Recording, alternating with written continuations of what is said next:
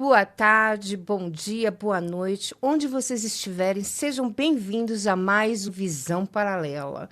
E aí, Patrícia, como é que você está hoje? Oi, Cici, eu tô super bem. Bom dia, boa tarde, boa noite para você que está nos assistindo. E eu espero que hoje você curta o programa junto com a gente. Hoje está especial. Vamos lá. Tá muito especial. Vamos começar mais um Visão Paralela. Bora!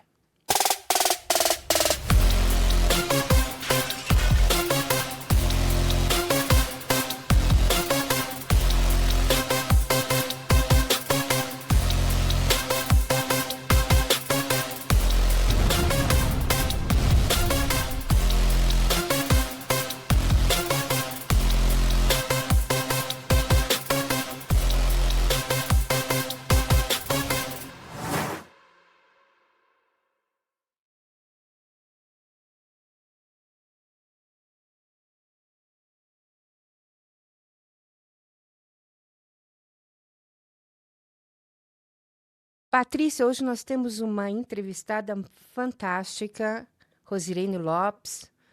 Seja bem-vinda, Rosirene. Como é que você... Oi, Cici, boa tarde, boa noite. Eu vou bem, e vocês? Por aqui, graças Então, deixa eu começar explicando uma coisa muito importante. A Rosirene é minha amiga de algum tempo e eu chamo ela de Leninha, porque Leninha é o apelido dela. Então eu vou falar Rosirene, Leninha, mas provavelmente chamar de Leninha. Fica à vontade, Cici, Paty também.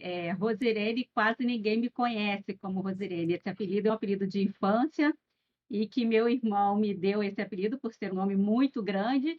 E esse apelido caminhou pela minha vida e está até hoje. Todo mundo chama Leninha. Então, fiquem à vontade. então eu vou embarcar na intimidade também. Para mim vai ser Sim, sim. Leninha. Ótimo. Super animada, super curiosa para entender um pouco mais sobre esse assunto de psicanálise e espiritualidade. Eu acho que é um tema que mexe com os nossos, com a nossa curiosidade de fato e também com tudo aquilo que a gente pensa sobre psicanálise e aquilo que a gente imagina sobre espiritualidade. Então, Leninha, fica à vontade para começar explicando para a gente como que é essa relação entre psicanálise e espiritualidade, por favor. Então, Paty, antes de falar sobre essa ligação da psicanálise e da espiritualidade, eu vou explicar o porquê que eu busquei a psicanálise. Antes de eu ser uma Ah, eu busquei a psicanálise no sentido de me conhecer melhor, entender as minhas emoções, entender aqueles meus conflitos interiores que me deixava de uma forma desequilibrada, né? Minhas emoções desequilibradas. Então, eu busquei a psicanálise, foi onde eu me encantei com a psicanálise e resolvi estudar. Eu só tenho 2 anos de formação. Eu terminei no ano passado a terapia sexual, fiz um ano e já comecei outro já esse ano, já estou num cursinho, porque a psicanálise ela traz para a gente vários cursinhos, né? Então, eu ainda estou nessa caminhada, né? E a que psicanálise, bacana! eu ainda sou neném, ainda estou gatinhando ainda nessa história aí da psicanálise, né? Mas ela fala para a Hum? gente, né? A gente busca as nossas necessidades para poder entender o outro. Porque se a gente não se entender, como é que a gente vai entender o outro, né? Eu preciso muitas das vezes sair do meu eu e me colocar no outro. Eu preciso entender que o outro está precisando de ajuda. Então a gente precisa seguir esse caminho.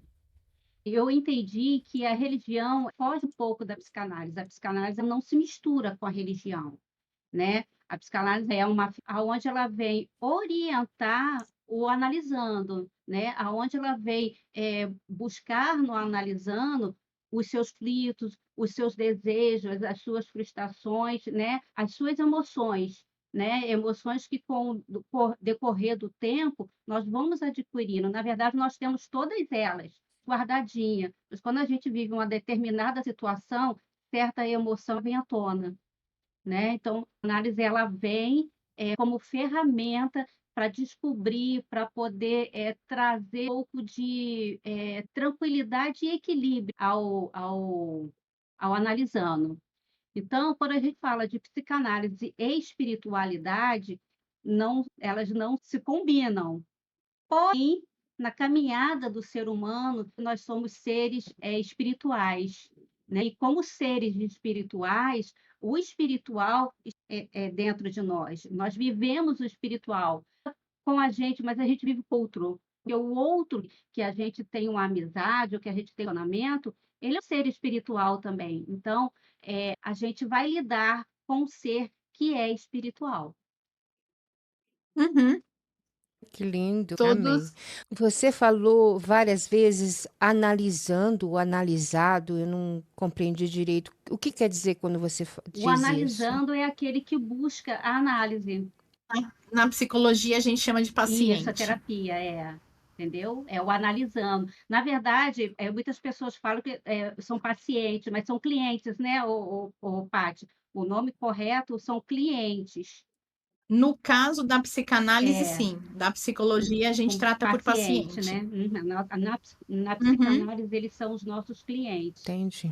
uhum, entendi.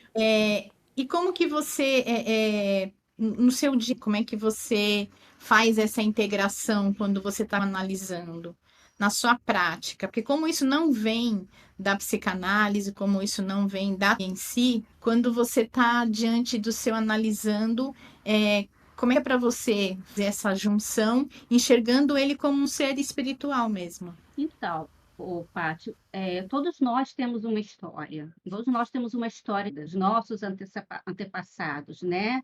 Você tem a sua história, Uhum, a história da sua com o pai, a história da sua família, dos seus avós, dos seus lá, todos nós temos uma história, né? Então, é uhum, muito importante você levar em conta, vamos falar isso lá na frente, quando a gente falar sobre os nossos colaboradores, que é muito importante levar em conta o histórico a gente precisa entender isso, porque é sim. impossível você fazer uma análise sem ter o conhecimento da história da pessoa.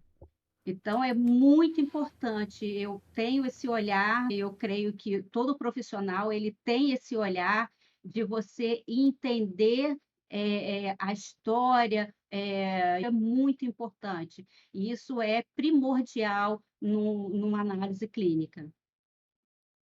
Uhum. Que bom, é bom ter alguém que tem esse cuidado. É gostoso saber que a gente tem profissionais com essa sensibilidade. Que bom saber isso, Leninha. Fico muito feliz. E falando um pouco sobre psicanálise, né? Quais são as ideias que as pessoas têm sobre psicanálise que você fala assim, não, isso é mito, é um equívoco, não é por aí, não.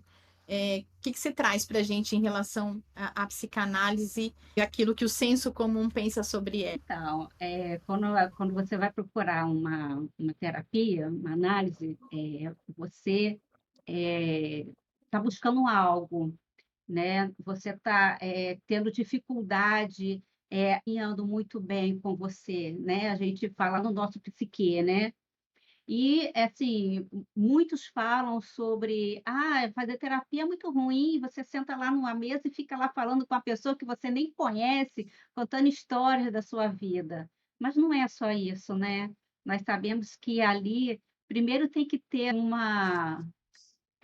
como que se diz? Tem que ter aquela união, né, tem que ter confiança, Aquele tem que ter vínculo. aquele vínculo, né. Quando você tem isso é primeiro, você tem um vínculo quando você tem vínculo com o seu profissional, vai caminhar.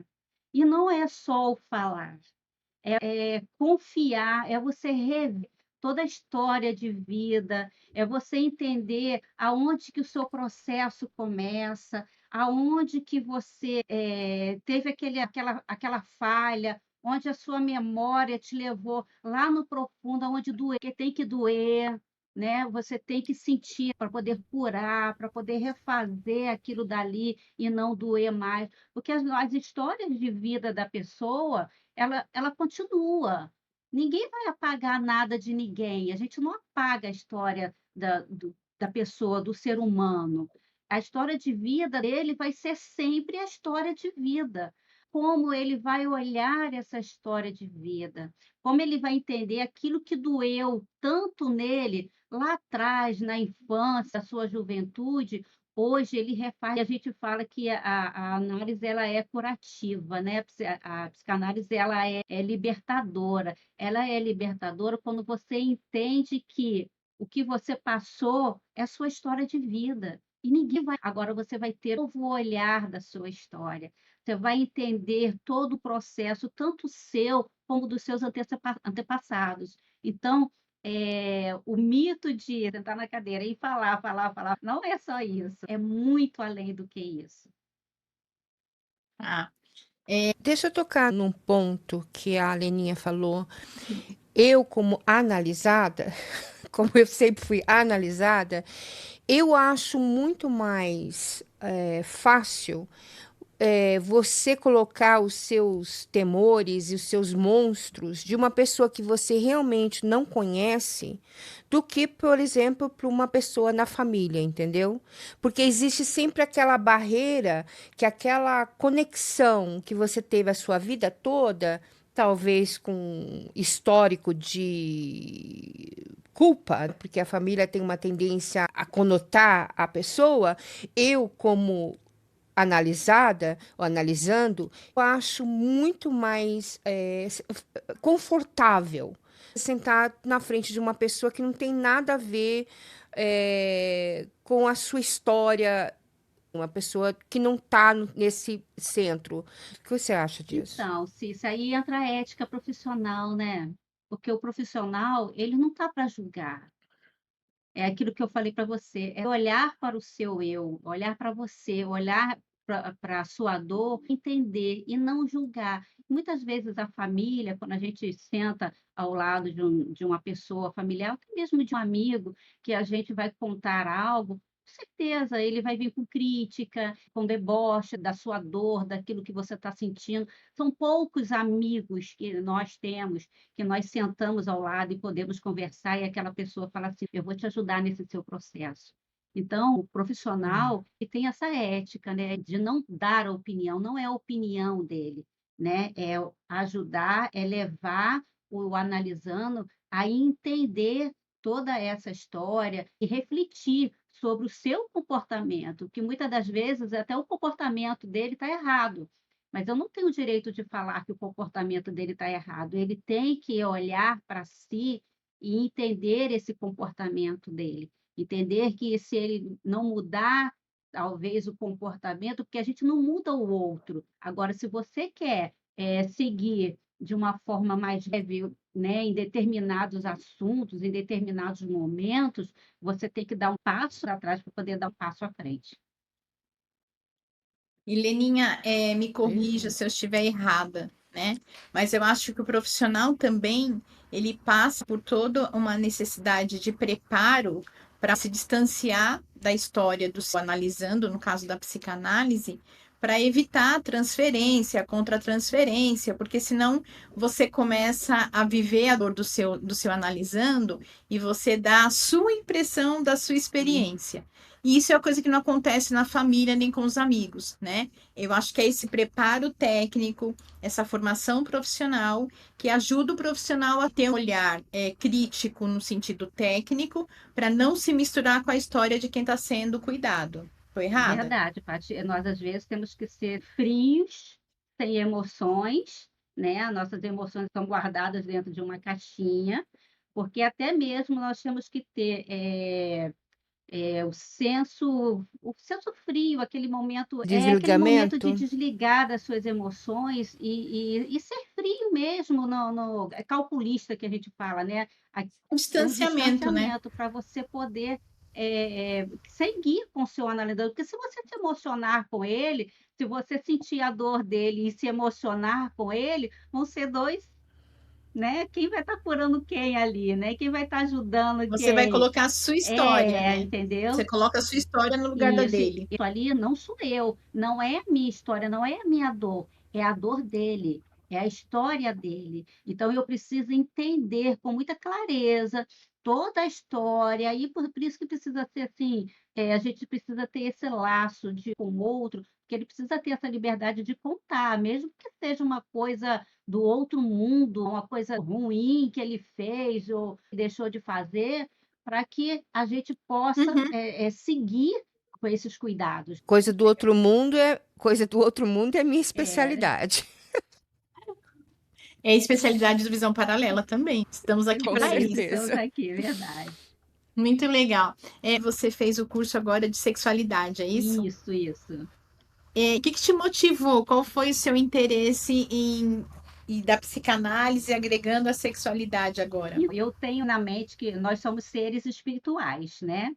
Como seres espirituais, Uhum, nós também somos seres sexuais, né? De sexualidade, não é a sexualidade no ato, não é o sexo, é o desejo. Então, a sexualidade, ela vem do desejo. O desejo de quê? O desejo de estudar, o desejo de comprar um carro. Nós somos seres desejáveis.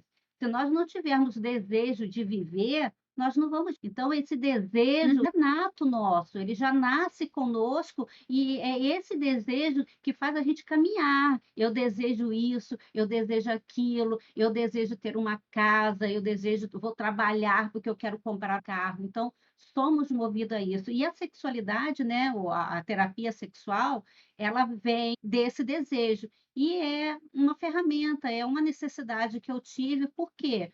Porque envolve o desejo e todo mundo chega para fazer uma análise com desejos. Eu desejo mudar de vida. Uhum. Eu desejo mudar. Eu desejo isso. Então, envolve a sexualidade, sim, entendeu? Tá, ótimo. São as nossas pulsões, né? A Sim, gente tem essa libido mesmo sim. de desejo. Bom, que delícia conversar sobre isso, né, gente?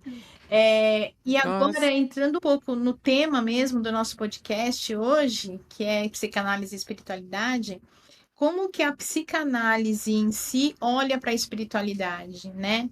É uma necessidade humana, é uma ilusão, é uma necessidade psicológica apenas? Como que é isso, Leninha? Fala um pouquinho pra gente. Como a psicanálise olha a religião, é, A a espiritualidade. espiritualidade olha a religião. Não, como a psicanálise olha a Tá. espiritualidade. Então vamos lá. São diferentes, né? A gente tem essa diferença de religião e espiritualidade. A Sim. religião, no Uhum. caso, envolve muito a comunidade, é conjunto, né? Que envolve muito rituais, práticas, né? Práticas tradicionais. Então, a religião, ela vem dessa linha É institucional institucional. mesmo, né, Isso. Dogma? Uhum. E a espiritualidade, ela é algo muito individual. A espiritualidade está ligada naquele momento ali de experiência, né? Experiência da pessoa com algo, né? Vou colocar assim, com Deus, né? Ou Uhum. porque a gente fala da espiritualidade de uma forma geral, né? Eu não tenho esses Sim. dados, mas eu creio que mais ou menos somos 90% do mundo espirituais, né? Cada um buscando a sua denominação, aquilo que te agrada, aquilo que né, que se encaixa com você, mas a maioria do ser ele é espiritual. Então, é importante para a psicanálise entender como espiritual. Paty, eu tenho uma história de professor, um exemplo que ele trouxe para a sala de aula, que eu vou carregar para o resto da minha vida. E eu amo essa história, essa postura desse professor. Ele foi atender uma determinada paciente, né, uma cliente, e chegando lá, ela sentou, a porta era aqui atrás, ela sentou e ele aqui na frente. E ele começou a conversar, a fazer as perguntas, e ela muito resistente, não respondia, segurava as palavras, olhava muito para trás, para a porta, ela tinha um comportamento extremamente fechado. Teve a primeira sessão, a segunda sessão e nada de fluir, ele não conseguia ter aquela abertura com ela. Ele foi estudar, ele foi Uhum. pesquisar. Esse profissional, ele é evangélico, ele foi pesquisar qual era a religião dela. Até no começo mesmo a pessoa às vezes fala, né, qual religião, né? A gente sempre tem essa troca, né? E ele foi pesquisar, Uhum. foi conversar, foi entender, foi ler, foi buscar o que estava acontecendo e ele conseguiu descobrir o que estava acontecendo. Na religião dela, era proibido compartilhar certos assuntos com as pessoas. Aquilo dali só era permitido Ah, com o Deus com o Deus da religião, né, com a sua autoridade, vamos colocar assim. Ela só podia Uhum. dividir certas coisas com a sua autoridade, com mais ninguém. Então, quando ele perguntava algumas coisas, ela não respondia. E ela olhava para a porta. Aí ele foi pesquisar Tá. também uma forma que ele podia para neutralizar isso, senão não ia Uhum. fluir aquela análise ali, né, não ia conseguir Sim, chegar sim. num ponto bom. Aí, quando ela chegou, ele recebeu ela sentou, ele rapidinho foi lá na porta e colocou sal grosso na porta todinha, assim.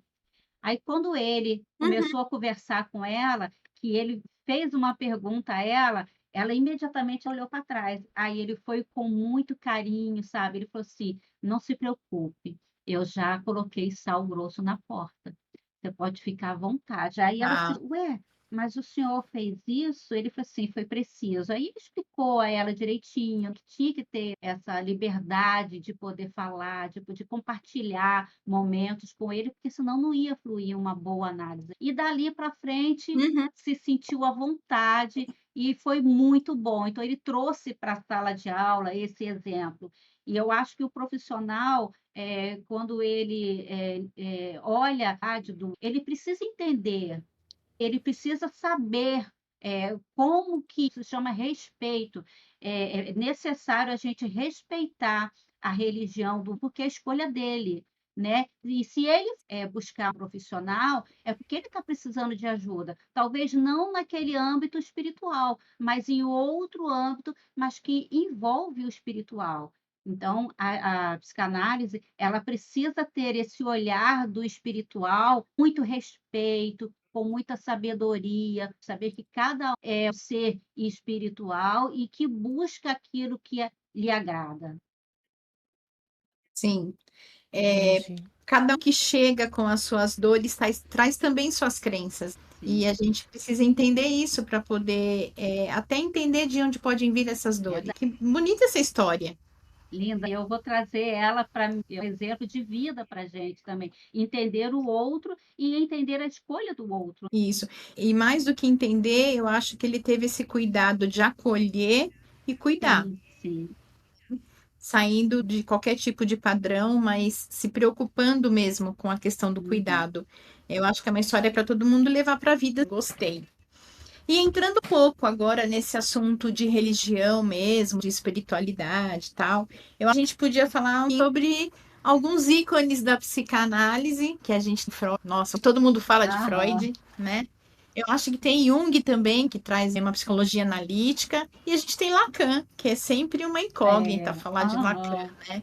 A questão de religião, de espiritualidade. Você pode trazer um pouquinho de cada um deles para a gente, Leninha? Vamos falar um pouquinho de cada um, né? Vamos por ordem. Começar com o nosso pioneiro aí, onde todo mundo fala de Freud, né?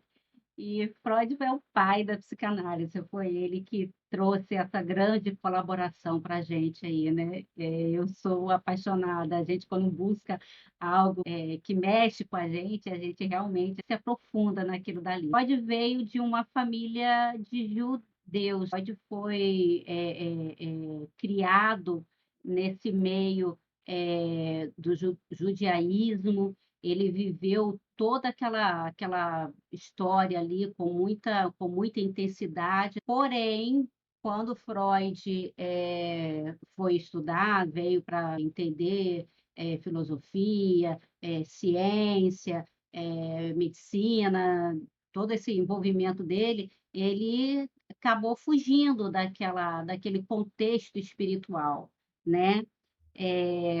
Freud fala que a religião, aí eu vou trocar um pouquinho do espiritual para a religião. Ele Tá. fala que a religião, ela veio para poder, como é que se diz? Atender, o ser humano nos seus momentos de angústia, né, que a religião é uma ilusão para o ser humano.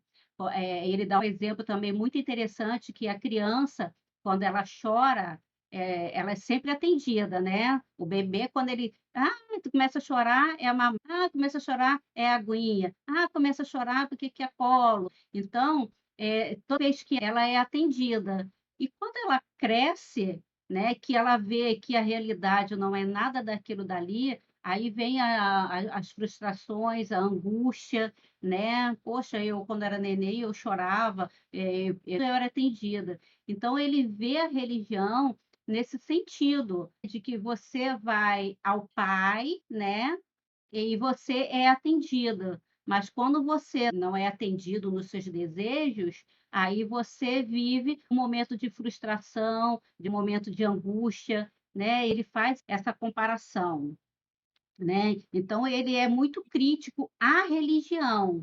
Ele realmente, do espiritual, se tornou ateu, né, ele não quis mais saber dessa espiritualidade, então ele foi uma pessoa muito crítico ao sistema religioso, né, como uma instituição cultural. Então, ela, como é que se diz?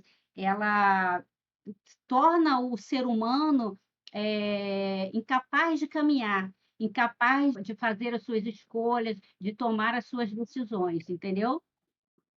Entendi. Interessante isso. Uhum. A gente tem uma ideia, a gente faz uma ideia de que a religião é esse suporte. Para Freud, ela trazia essa questão de incapacitar o ser É humano. isso, essa coisa, dele viver, dependente, né, de algo, aí para ele já Freud já era independente de algo, né, e que ele nunca seria capaz de tomar as suas decisões, de tomar assumir a sua escolha, né, diante da religião. Gostei de interessante. Ele fala que a religião, ela nasce do desejo infantil, de chorar e ser atendido, né.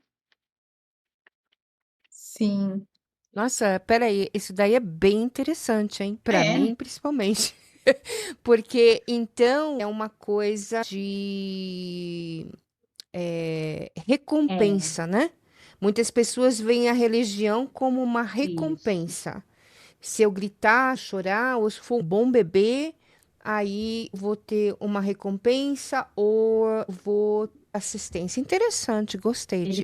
Ele tem uma frase, eu não vou lembrar agora, mas ele fala, que o homem só se torna, libertador, sai do estágio de criança, né, que aí ele sai daquela coisa de ser a criança mimada, sempre querendo, para o estágio de adulto, onde decide tomar as suas decisões por si mesmo. Aí ele se liberta da religião, entendeu? Então, para Freud, essa infantilidade é totalmente coligada com a religião.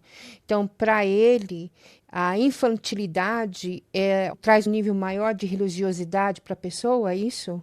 Enquanto o ser humano busca Deus, nos seus desejos, nas suas, necessidades de atender às suas necessidades, ele vai ser um eterno infantil, entendeu? Ele é dependente de Deus, ele não consegue caminhar com as suas próprias pernas, sem tomar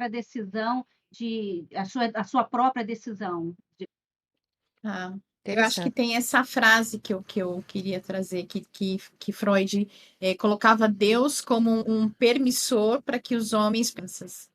É nesse sentido, de É, infantilizar, de não ter isso, autonomia e se apoiar na isso, religião. infantilizado. Interessante. Olha, gente, vocês de casa que tenham perguntas, qualquer pergunta em relação a esse assunto, manda pra gente. A gente vai adorar respondendo as suas perguntas em relação a esse tema de hoje.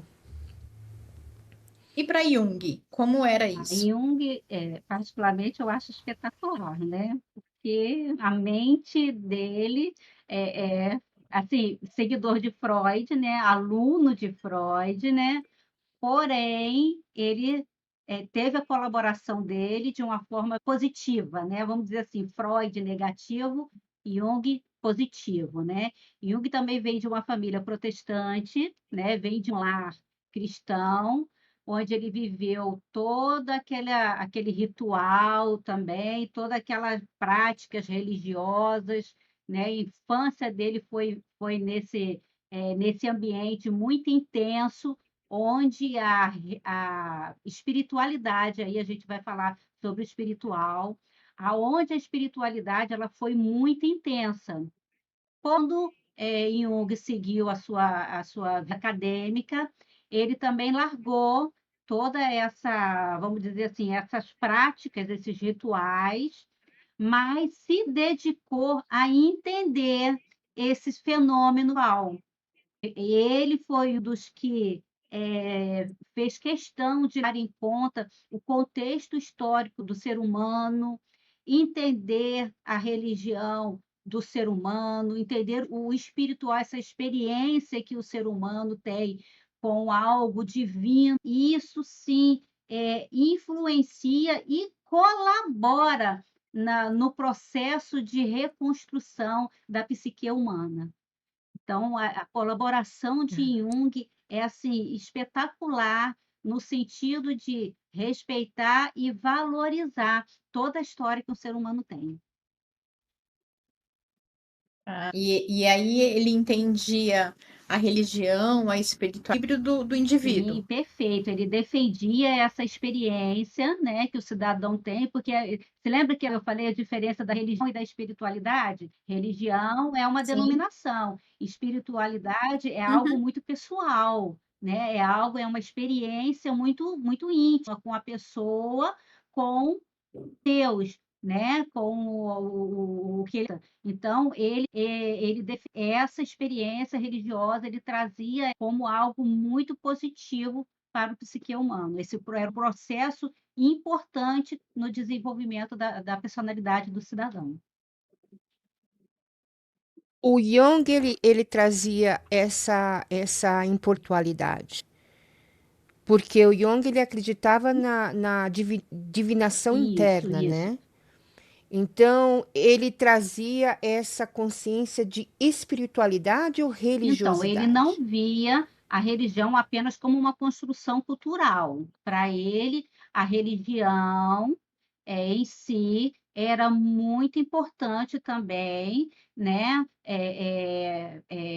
No caso, no coletivo, ele via a religião no âmbito do coletivo, né? Era uma experiência coletiva, porém o espiritual era algo muito, muito importante e ele trazia essa experiência espiritual no desenvolvimento do inconsciente. Freud traz essa cura do inconsciente. Jung vinha dessa mesma linha de Freud, né, de a descoberta do inconsciente, porém ele valorizava o lado espiritual que ele trazia das suas experiências espirituais que o ser humano traz consigo,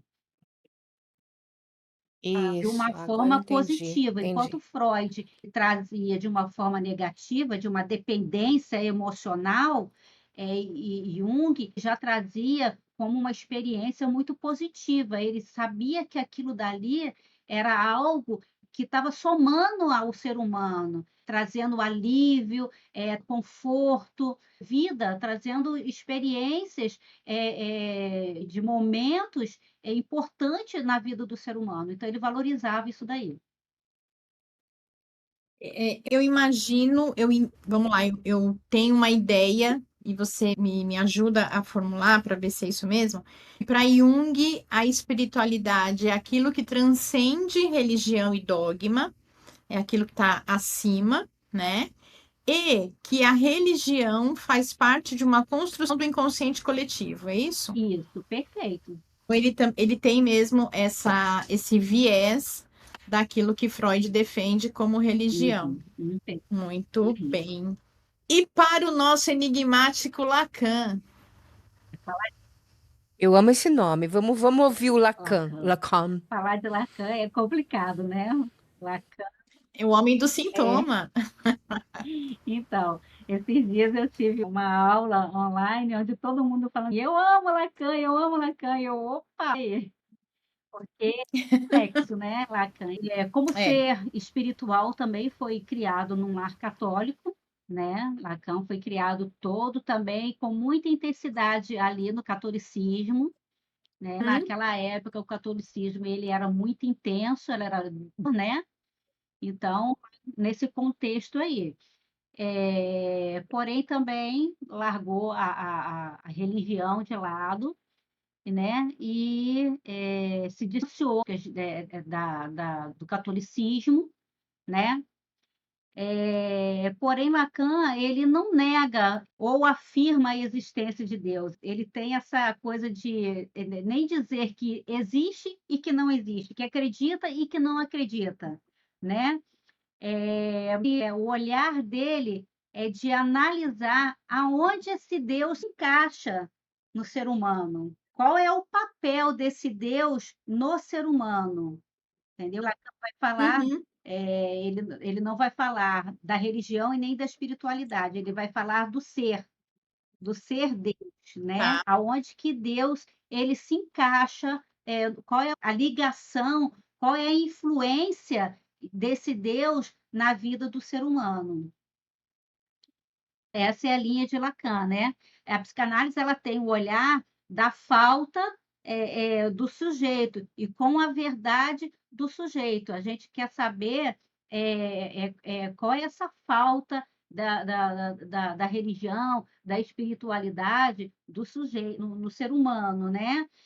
Qual é a verdade, qual é o desejo desse ser humano nessa busca de Deus, da espiritualidade. E Lacan, o trabalho dele permite essa leitura da experiência humana, aonde o sagrado, né, aonde Deus pode ser interpretado como parte de uma complexa rede de significados, porque falar de Lacan é complicado. Ele quer entender que significado Deus tem, né, o sagrado dele, a colaboração dele vem em cima disso daí, de entender o significante para significar na vida do ser humano. É essa história aí de Lacan. Lacan é uma loucura, é bem complexo. Ah, mas essa coisa de Lacan, ele traz também que a religião, ela é algo indestrutível do ser humano, né? Você não consegue destruir isso no ser humano, Não. porque entende também que a religião é responsável pela cura desse sofrimento, né? Sim, sim, aí a gente vai comparar ele com Jung, que ele também valoriza essa bagagem que o ser humano traz, né? Que é a sua bagagem, a sua história, né?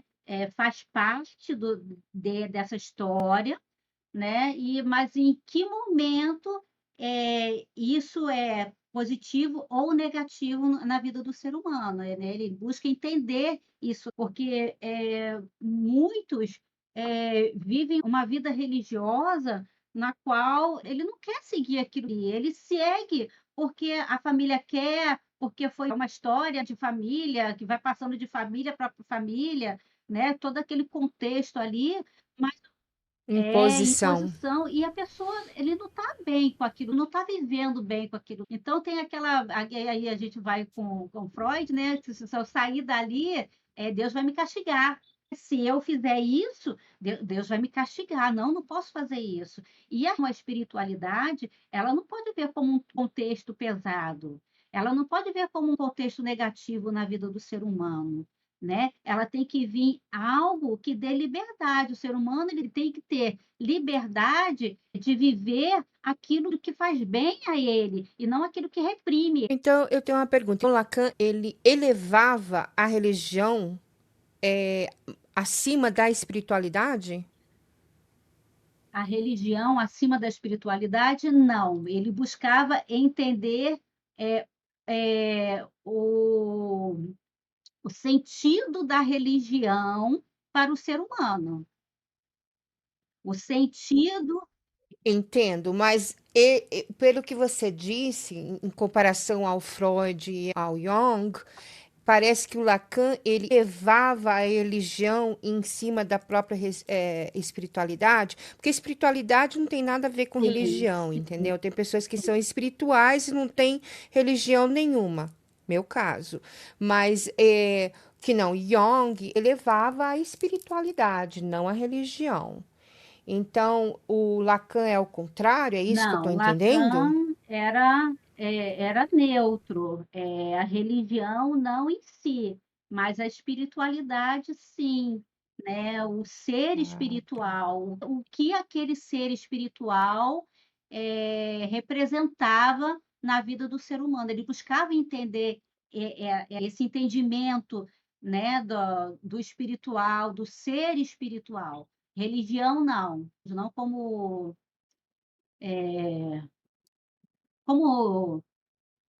religião que nós chegamos a falar, fala, Paty, agora que você deu o nome, instituição. Institucional, de Isso, dogma. não religião como instituição, mas o espiritual mesmo, o que de positivo ou de negativo. A gente fala muito de positivo, mas a gente esquece também do negativo, porque nós temos o negativo dentro da gente.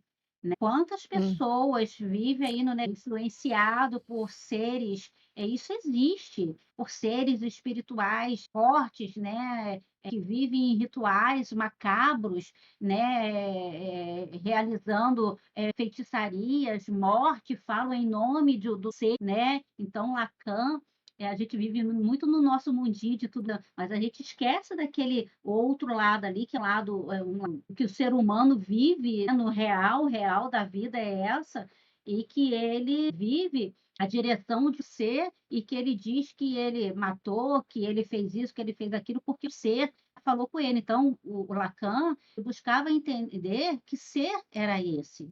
Que ser é esse que domina esse ser humano? Que ser é esse que representa, qual é a representatividade que ele tem na vida do ser humano?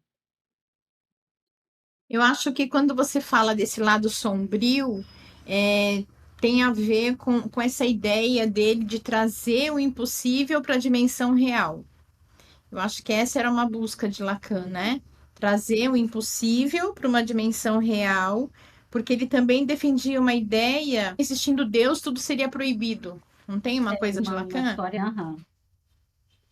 Uhum. Então, acho que esse lado sombrio tem a ver com essa questão do impossível mesmo, né? E ele querer trazer para uma realidade. Mas ele fala mais da religião até do que da espiritualidade da Lacan. Então é o que eu estava sentindo, porque a gente tem que entender, porque muitas pessoas confundem religião com espiritualidade. Elas são completamente Sim, diferentes. Muitas pessoas não têm nenhuma religião, nem acreditam em Deus, mas são espirituais, porque acredita nessa força interior, nesse amor, nessa energia, que é espiritualidade também, mas não acredita em Deus. Acredita no universo, nas energias do universo. Então a gente tem que tomar muito cuidado de não estar confundindo na mesma concepção, entendeu? Ah, tá. Então, religião. Você não tem espiritualidade se você não tiver religião. Eu acho que se você tem religião, você tem espiritualidade. Mas se você tem espiritualidade, não necessariamente você tem que ter religião. Eu acho Concordo. que existe uma divisão de águas aí, entendeu? Que a gente tem que estar bem claro para a gente. Acho bem interessante tudo isso, Leninha. Eu acho que a gente vai ter que pedir para você voltar mais oba, vezes, porque esse assunto não acaba. Com certeza. Tem muita coisa e eu espero que Só você que está em casa mande suas perguntas, porque a gente vai ter o maior prazer de passar para a Leninha e ela vai responder, não vai com não, Leninha? certeza, com certeza. Só falar desses três homens é um episódio Sim. inteiro, fora outros pensadores, porque eu amo pensador, eu amo essa coisa de passado. Ah, mas é muito rico, né? É a base do que a gente é hoje. Não tem como negar tudo isso. É uma construção do que Com somos. certeza. Leninha, eu Com- um pouquinho mais de Hum. você.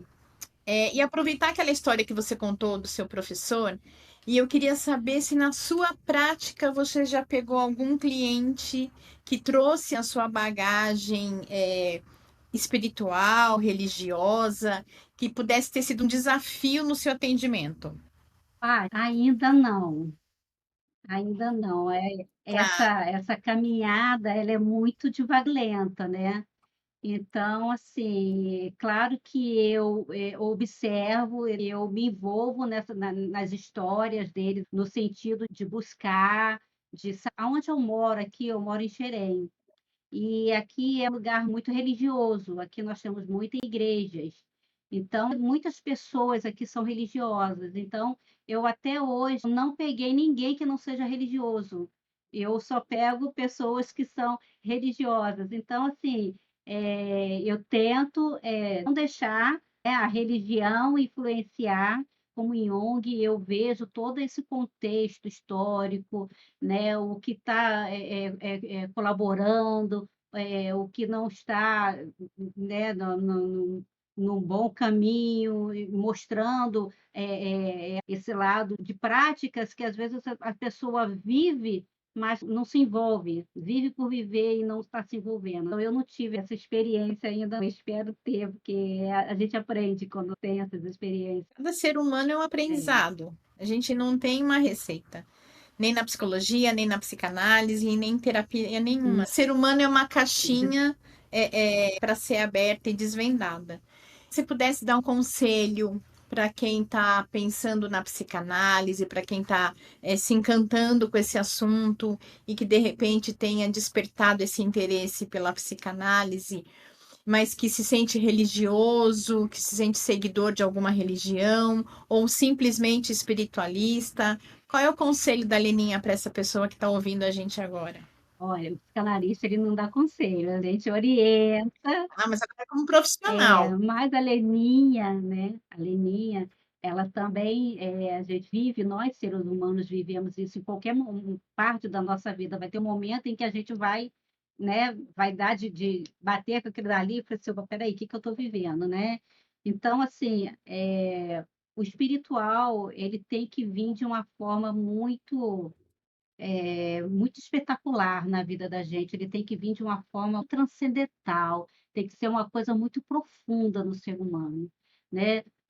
Às vezes a gente vive anos dentro de uma igreja e a gente nunca viveu uma experiência íntima com Deus. Então, quando a gente busca essa intimidade, quando a gente busca esse espiritual de uma outra forma, vivendo mais o espiritual, a gente vive outros momentos. Então, assim, o conselho, né, o conselho que eu tenho, para pessoas que vivem de uma forma, da religiosidade ou da espiritualidade, tem que ser algo que te completa, tem que te transborda, você tem que viver na certeza daquilo que você busca, na certeza do seu caminho. Esse é o meu caminho, né.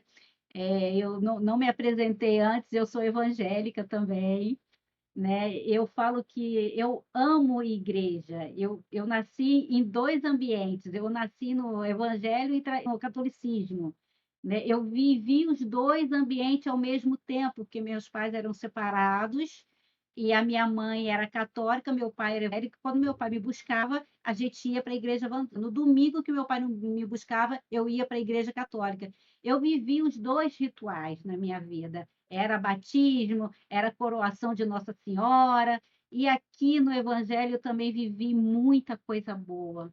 Sim, eu amo ser religiosa, eu gosto de trabalhar na igreja, eu gosto de pegar responsabilidades na igreja, eu me sinto, assim, realizada com isso, entendeu? E o espiritual, ele é no dia a dia, ele é nos momentos, ele é dentro do meu quarto, ele é no meu banheiro, ele é na minha pia lavando louça, entendeu? Ele é sentadinho aqui na minha mesa, escrevendo. O meu espiritual, ele é assim. Ele é algo muito que me realiza, que me encanta. Falar com Deus, né, falar com o divino, ter esse momento com Deus, para mim, é aquela coisinha que faltou no dia, né. sendo que não é aquele momento, assim, é desde a hora que você acorda até a hora que você dorme. Eu amei isso, porque, Leninha, isso que você descreveu em relação à espiritualidade é o seu interior, né? Não precisa, é você com você mesmo. Amei, amei. Aliás, tem tudo a ver com o canal, né? Porque a Interpurpose é no seu propósito. Então, a espiritualidade que você explicou tem tudo a ver com o canal que a gente tem visão paralela. Obrigada por dar essa Então, puxadinha. Eu fico muito feliz de ouvir isso e eu acho que as pessoas também precisam entender que espiritualidade é isso. É aquilo que conecta a gente com o nome que a gente quiser, mas que nos coloca num estado de graça, no ah, entusiasmo. É quando estamos cheios de deuses. Eu acho que a espiritualidade é praticada no dia a dia, em todo momento, mas ela não é para nós, ela está em é isso. nós. E a gente só precisa resgatar e vivenciar isso. Botar isso para fora, botar isso de uma forma sem nome até, mas vivendo, experimentando. Gostei. Vivenciar, amei. Vivenciar o seu eu. Amei. Perfeito, amamos. Amei E, tudo.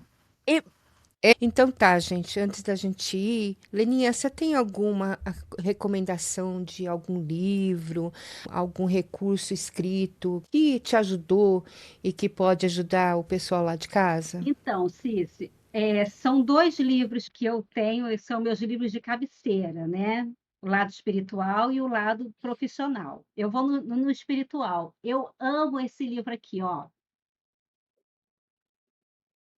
Descon Desconstruindo o eu. isso. Esse livro, Cici, eu já li o início dele umas 300 vezes.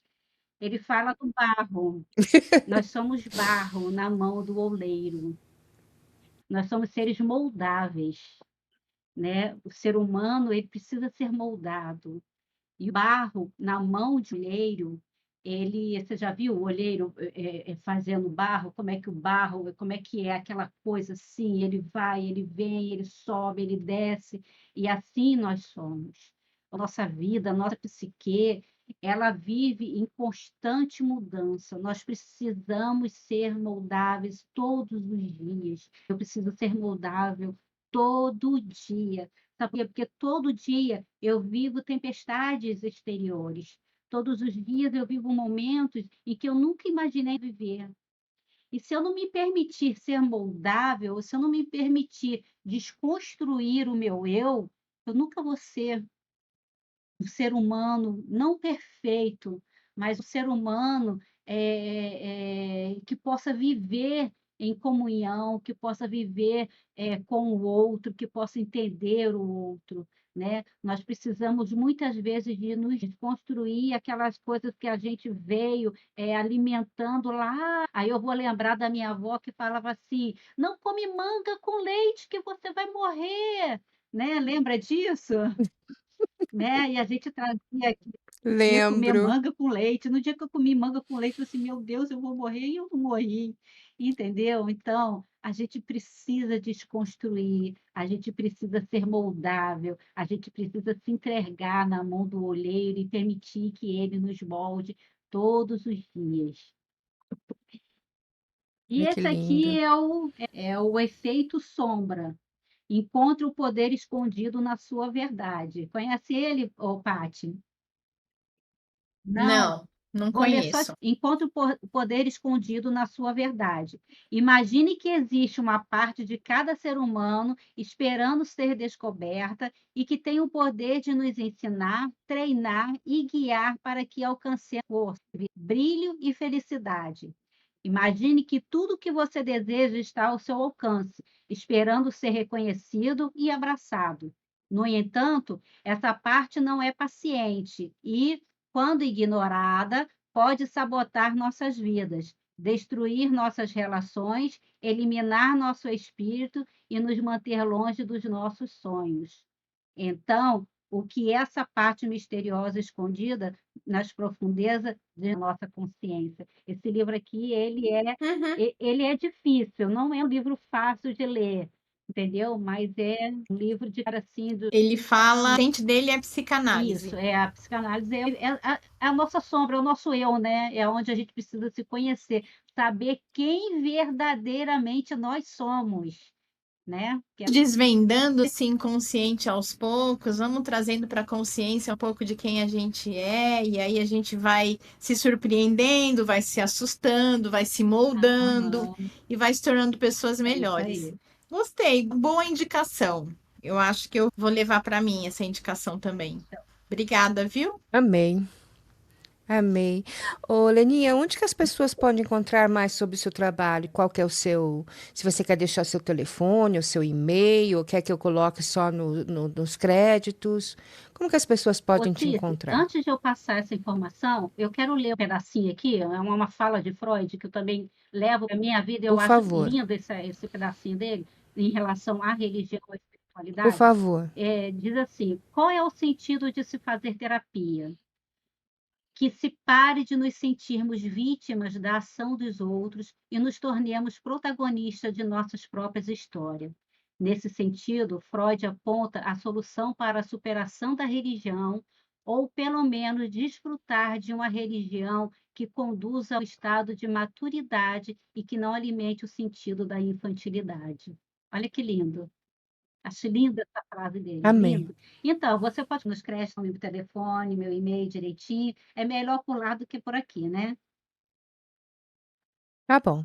Patrícia, a gente teve essa brilhante visita, né, Eu tô da encantada. Leninha. Bom, gente. Tô encantada e E quero a saber. Leninha não é só uma psicanalista, ela é uma amiga fantástica, é genuinamente uma pessoa boa e interessante. Já aprendi muito com a Leninha. Patrícia, a gente está quase terminando, né? Toda despedida é assim, né? Meio. Ah, que pena. Mas enfim, é bom também porque a gente tem essa sensação de mais um episódio concluído com sucesso. Isso também é Ah, eu gostoso. acredito. E trazer a Leninha de volta, né, Leninha? Você vai voltar, Correto. correto?